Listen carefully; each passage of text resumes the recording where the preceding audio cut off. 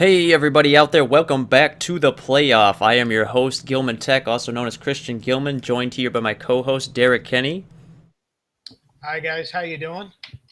We have made it now to episode 3. We have a whole great slew of topics for you today, anywhere from college sports to professional sports, from basketball to football to hockey, all kinds of things to talk about today, including the UFC once again with a whole bunch of great facts from Derek. So we're going to go ahead and start off here with one quick update. This is our little hockey segment here. We just wanted to congratulate the Red Wings for making it to their 25th consecutive playoff, the longest consecutive playoff streak in the country in all of the NHL. We wish them the best in their endeavors there. They will be facing the Tampa Bay Lightning. We also are collectively sad because it has been announced that Pavel Datsyuk, one of the best players the Red Wings have ever known, will be leaving at the end of this season to move back to Russia to be with his family. So that is a saddening thought for all fans out there, but we wish him the best. He has given us many, many years of fantastic skating, scoring, and play. So we just wanted to go ahead and give a shout out to Pavel Datsyuk and the Detroit Red Wings. We're going to now move into our first topic, which is going to be into the NCAA basketball tournament, the final championship. This is our final topic for the basketball tournament this year. Villanova versus North Carolina. Villanova winning in a clutch play three-pointer at the buzzer from their player Chris Jenkins to claim the championship and get the victory over North Carolina. Neither of these teams were in our top final two of the championship at the beginning of this bracket, but it is one heck of a story. Villanova coming out strong and just really staying the course and dominating a lot of teams that I never would have predicted they would have beat. So just a very interesting game from my point of view. Yeah, I mean, as you mentioned, neither of us really had either of these teams in there, and Villanova came in those last few games like a house of fire, really coming into the championship game. I really win this one, but Villanova with that last clutch three-point shot, and their Villanova's head coach Jay Wright just acting like a gangster, just walking down the court like nothing's going on, as they just won the national championship on one of the most exciting plays, at least I've ever seen. Once again, the March has brought the madness, and everybody's ripped up their brackets, but just looking at it from afar, as always, it was an exciting March. It was an exciting tournament. I'd agree. It was a very exciting tournament. Very, very, like you said, March Madness does not disappoint once again. Very, very different than most people would have predicted. So, great tournament overall. Congratulations to Villanova on their win, and hope them all the best going forward. Going from the NCAA tournament, we're going to continue to stay in the college sports realm. We're actually going to move into the football arena for now. The NCAA Football Commission just banned satellite camps. They just made it so that no longer can teams send out camps into different parts of the country to bring in potential recruits and have them train in front of them. This has come on the heels of a lot of complaints from the SEC, the ACC, and some of the other conferences, really only supported by the Big Ten, in fact, mainly because there are a lot of teams in the Big Ten that like to utilize satellite camps, such as Michigan and Ohio State and others. From my perspective, this is a lot of just kind of recruiting whining. It's schools out there thinking that other teams coming in and holding camps nearby is going to poach the recruits, and they're just not happy with it, rather than actually taking the initiative to go out and do it themselves. So, and maybe it's because I come from a Big Ten perspective that I have that type of feeling, but I think this was not necessarily a needed ruling. But unfortunately, the Big Ten was outvoted on this by the other conferences, and satellite camps are no longer allowed. Yeah, I'm a little baffled because this isn't the 1970s anymore. National recruiting is a big thing. Everybody's recruiting guys from all over the place. It's not like the Big Ten is just recruiting in the Midwest, and it's not like the SEC is only recruiting in the southeastern part of this country.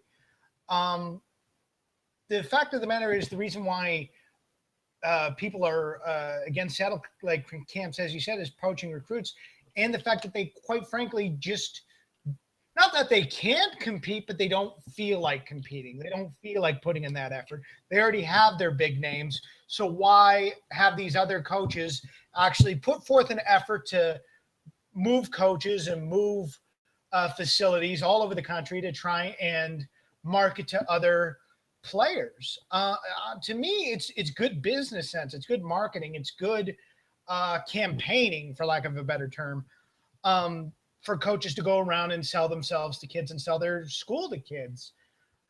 And the lack of reasoning behind it just bothers me. Now, if there was some sort of statistic that said, at 10% of satellite camps, kids are getting stabbed. Okay, that's a good reason to stop doing satellite camps. If somebody's in danger, there are bad things happening. But the only thing that is happening in this particular instance is members from other conferences are getting their egos bruised at the possibility of losing prospects. Yep, and I agree completely, honestly. And it's I feel like it's also a disservice to some players out there. There's some outright or outcry from some of the players out there because some of these players can't afford to travel to some of these schools they want to go to and show off in front of and potentially be recruited by. And by having these satellite camps, it gives them a better chance of exposure. Some of the guys that might not be so highly recruited, that might not be so high on the lists of people, they get to go out there, show their stuff for these schools, and potentially have a better chance at finding a scholarship or finding a position on a higher tiered team.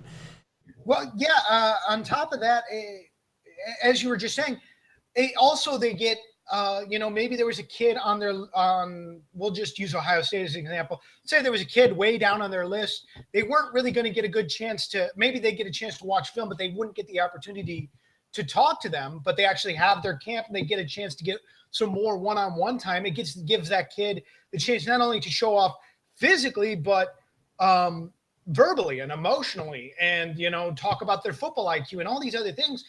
It's absolutely a disservice to these young players who don't get the chance to expose themselves to these big schools they want to go to.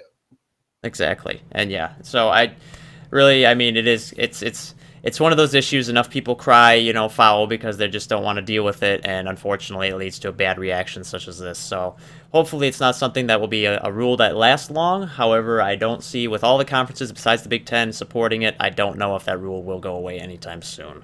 But we'll have to wait and see how that unfolds and how teams react to this new rule.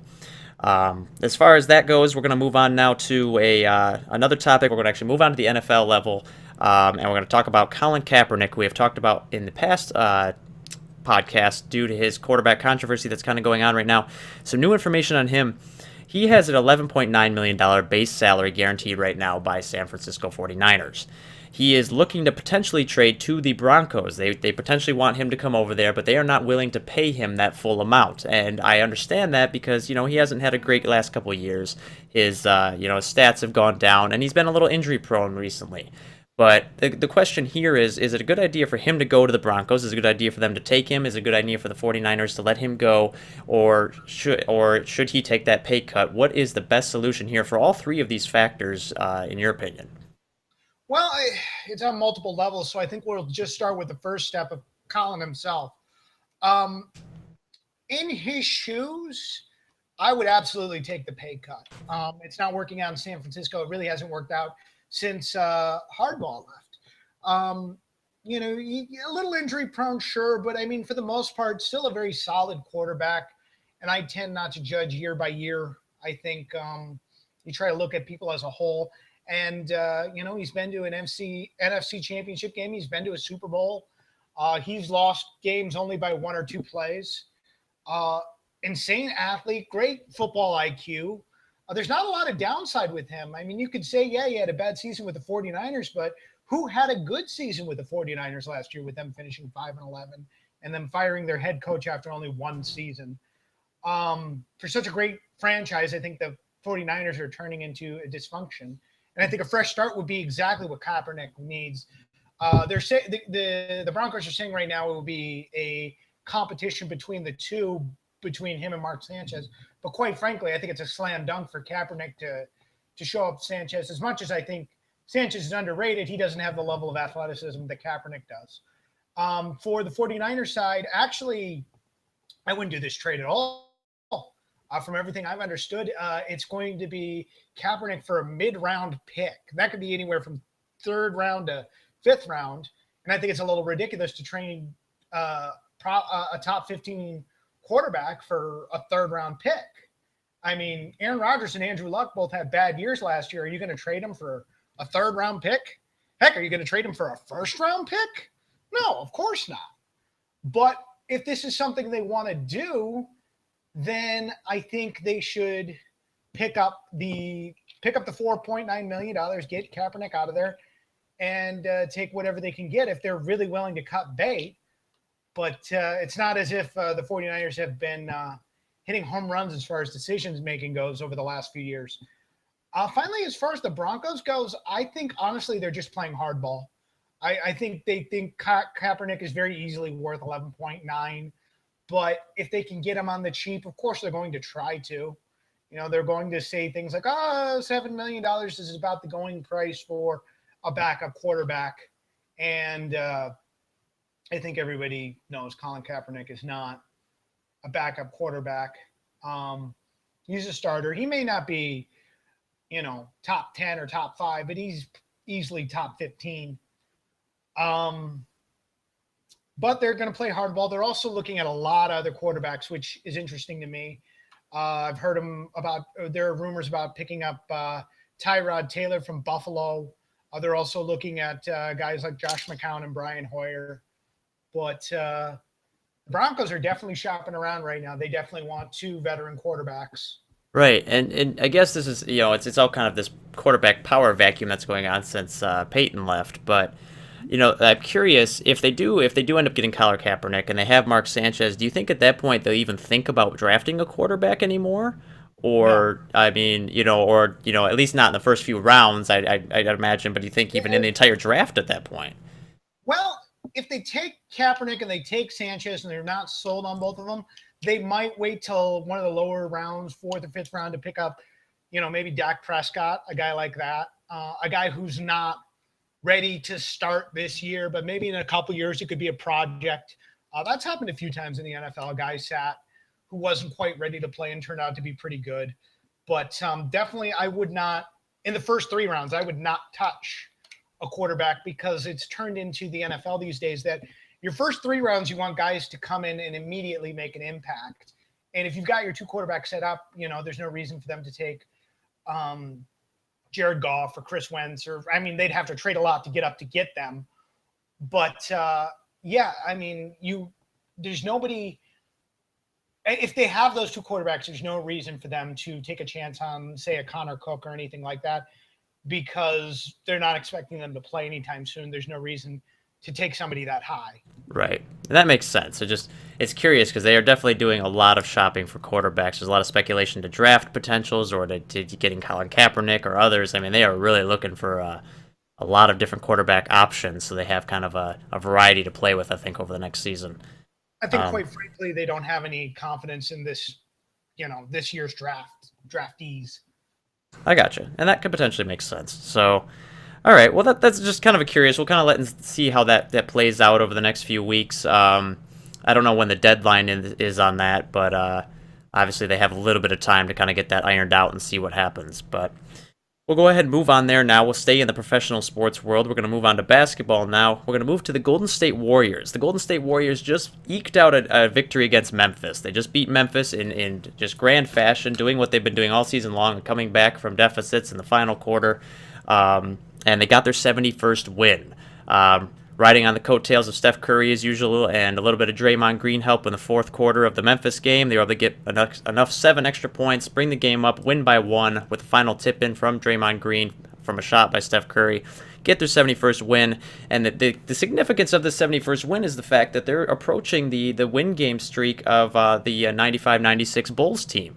They are at 71. The Bulls hit 72. If they get to 73, they've beaten it. They tie it with their next win. They're going into the offseason. It's very, very momentous for them, and there's kind of some really kind of neat stories involved in this particular goal that they're trying to achieve. I'll let you kind of elaborate on that a little bit more. Well, I'll start with the obvious thing. They've got to win the next 2 games to break the record. They could win 1 and lose 1 to tie. Obviously, they lose both, they don't break it. But to me, the most fascinating thing about this is Steve Kerr, their head coach, who to me has led a very charmed basketball life, winning 3 NBA championships with the Bulls, and actually being on that famous 96-97 season, who set the record. And then coming to Golden State, his first year with Golden State, they win the NBA championship. second year with Golden State, perhaps breaking the record. He was on the team that set it. It's a really cool story. It's a real special story about a special guy in Steve Kerr. And then, of course, there's the playoffs and the chance of. I mean, as far as I'm concerned, the playoffs are going to be very interesting. They're coming right around the corner. I'm sure we'll talk about them more next week. But I'd bet my house right now on the Golden State taking the championship. Not only are they a hard team, I mean they're a hard team to beat because they're so versatile. They can beat you in numerous different ways. They can play fast. They can play slow. They have good defense. They have probably the two best shooting guards in the country, and Stephen Curry and Klay Thompson. They have great forwards in Iguodala, Barnes, and Draymond Green. It's going to be a really fun ride for these guys, regardless of what happens in these last few games. Yeah, it has seemed to be quite a magical year for them. They had that really long undefeated streak that was going on for a while at the beginning of the season. And since then, even though they have lost some, they've still been rather dominant. Also rather versatile, like you said, but also very, very headstrong. They have known, like, even when they've been down, they have been able to kick it into that final gear and get themselves out of the deficits they've been in a few times and still get those wins. And so they've been really confident in their abilities to do that. So they haven't got down on themselves when they get down in a game, and that's been a huge factor for them getting the record they have right now. So yeah. So it'll be interesting to see how that plays off in the postseason here, and see if they can get to that magical number of 73 and clinch that as the best ever. So we'll see how that plays out. Moving on from there, we're going to go back into a realm that you are very, very familiar with, and the one that you are the most knowledgeable in, the UFC. UFC 200 has been set. It is now set with Miesha Tate versus Amanda Nunes, and Conor McGregor once again versus Nate Diaz, and as a rematch. And so there's a couple interesting storylines here. We'll start with the Miesha Tate versus Amanda Nunes fight.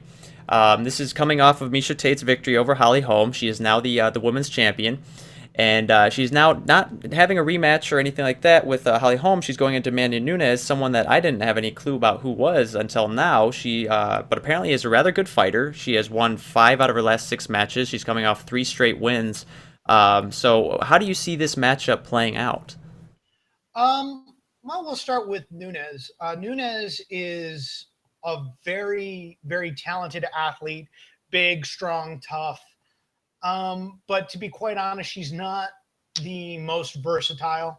But, in her last 3 fights, she's taken on some tough chicks. She's beaten some tough chicks, particularly in Sarah McMahon, the former Strikeforce champion. Finished her in the first round with a rear naked choke.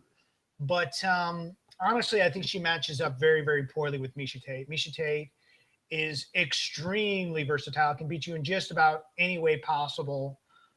She's got great ground skills, great standing skills.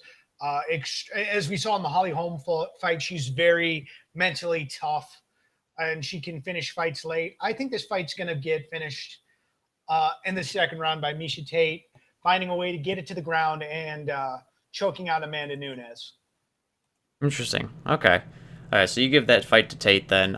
So she'll retain her belt if all that proves true. Moving on to the Conor McGregor versus Nate Diaz fight. This is a rematch of the fight that happened just recently, actually, not too long ago, about a month ago or so.